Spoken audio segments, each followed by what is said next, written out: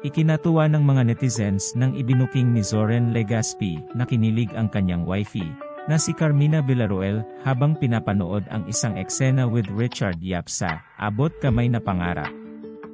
Sa ipinost ni Zoren, unang ipinakita ang TV kung saan mapapanood ang eksenang inaabutan ni Richard Yap o Dr. RJ ng mga red roses si Carmina o Lyneth.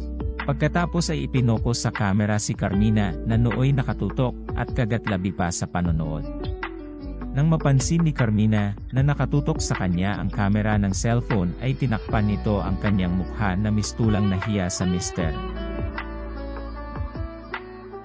Ayon sa kwelang caption ni Zoren sa ipinost nito, parang ewan lang na kinikilig di wow kahit capital wow mo pa.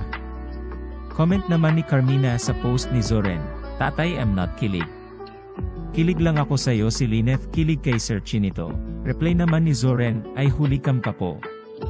Tugon naman ni Carmina, "Sa'yo lang tatay, wala nang iba."